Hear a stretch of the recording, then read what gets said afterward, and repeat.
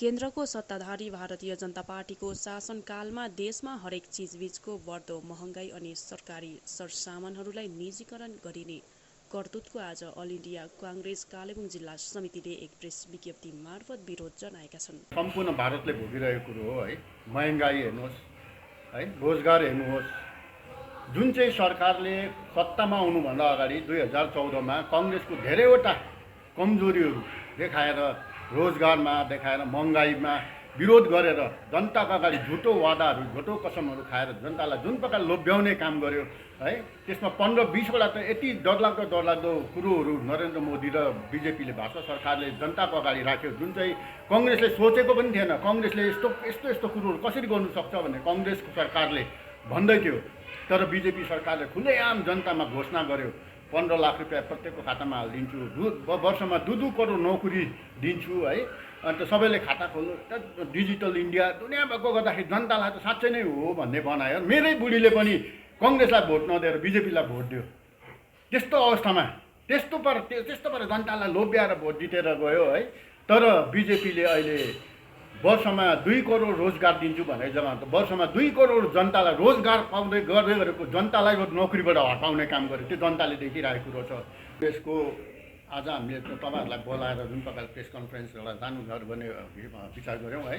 र आज देश सँगसँगै दार्जिलिङ पहाडको राजनीतिक वातावरण पनि एकदमै शोचनीय अवस्थामा पुगेको कारणले गर्दा धेरैवटा कुराहरू काङ्ग्रेसले राष्ट्रिय मुद्दामाथि, राष्ट्रिय विषयमा र क्षेत्रीय विषयमा काङ्ग्रेसले पनि राख्नुपर्ने एउटा समय आएकोले गर्दाखेरि, समयको माग भएकोले गर्दा हामीले आज तपाईँहरूलाई बोलाएर हाम्रो विचार, काङ्ग्रेसको विचार कस्तो छ दार्जिलिङपट्टि र देशपट्टि भन्ने कुरोमा, र यस विषयमा म आजको कन्फरेन्सलाई सुरु गर्नुभन्दा पहिला म आज एसके सिन्हाज्यू भर्खरै हाम्रो पिसिसीको अनुमतिले एपोइन्टेड एउटा प्रवक्ता, काङ्ग्रेसको इन्डियन नेसनल काङ्ग्रेसको प्रवक्ताको रूपमा कालिम्पोङमा हामीले उहाँलाई एपोइन्टमेन्ट दिएका छौँ। र आजदेखि जति पनि काङ्ग्रेसको स्पिचहरू, काङ्ग्रेसको विचारधाराहरू प्रेसको अगाडि जनता समक्ष पुर्याउने विचारहरू पोख्नु छ, उहाँले राख्नुहुनेछ। र डिस्ट्रिक्ट प्रेसिडेन्टको हैसियतमा म आफै आएर पनि कतिवटा बोल्न सक्छु र उहाँले राख्नुहुन्छ, र उहाँ अफिसियल हाम्रो प्रवक्ताको रूपमा। र आजको देशको अवस्था के छ र कसो गर्नुपर्ने, हामी जनताले कसरी अगाडि बढ्नुपर्ने, के कुरामा अगाडि उठाउनुपर्ने भन्ने कुरोमा तपाईँहरूलाई हाम्रो एसके सिन्हाज्यू प्रवक्ता, काङ्ग्रेस इन्डियन नेसनल काङ्ग्रेसको प्रवक्ता, कालिम्पोङ जिल्लाको प्रवक्ताको रूपमा उहाँले राख्नुहुनेछ। चतुर्दशी पर्व का कालिम्पोङ के संपूर्ण जनता को कालिम्पोङ इंडियन कांग्रेस के तरफ से शुभकामना और बधाई देना चाहता हूँ। आज देश की जो समस्या है उसी विषय में आज हम लोग प्रेस कॉन्फ्रेंस कर रहे हैं।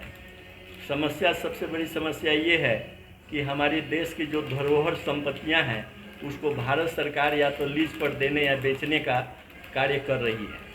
खास करके उसी विषय का आज हम लोग एक प्रेस मीट कर रहे हैं। नरेंद्र मोदी जी का एक और भाजपा का एक नारा था कि 70 साल में देश में कुछ नहीं हुआ।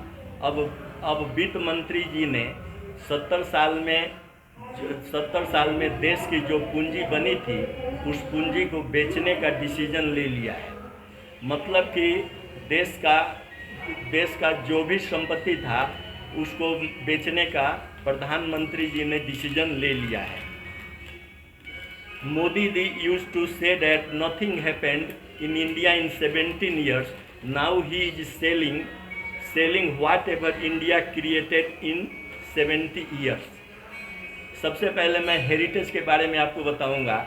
Heritage take worry for privatize toy train, a world heritage site recognized by UNESCO set up in 1879.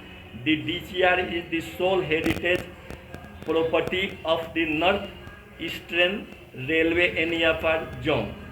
इसके बाद में ये जो हेरिटेज, जो दार्जिलिंग का जो टॉय ट्रेन है, इसको यूनेस्को के द्वारा हम लोगों को रिकॉग्नाइज किया गया था और ये 1889 में शुरू हुआ था।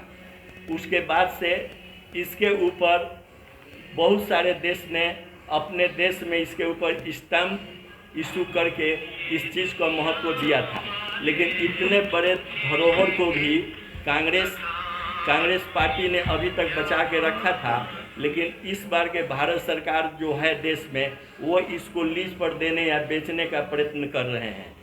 इसी तरह से जैसे रेलवेज है, ट्रेन है, नेशनल हाईवेज है, टेलीकॉम है, गैस पाइपलाइंस है, वायर हाउसेस है, द पावर सेक्टर है, ऑल आर लैंग्वेज। और मैं भारत सरकार से पूछना चाहता हूँ कि क्या ये जो हमारी देश की धरोहर संपत्ति है, जो कि 70 साल में ये जो सब स्थापित हुआ था, उसको बेचने का क्या भारत सरकार के पास कोई गारंटी है?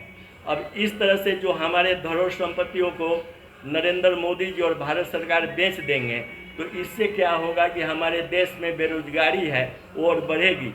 अभी थोड़ा दिन पहले मैंने पेपर में पढ़ा था कि अगस्त महीना में कम से कम 19 लाख लोगों का नौकरी मैन्युफैक्चर सेक्टर में चला गया।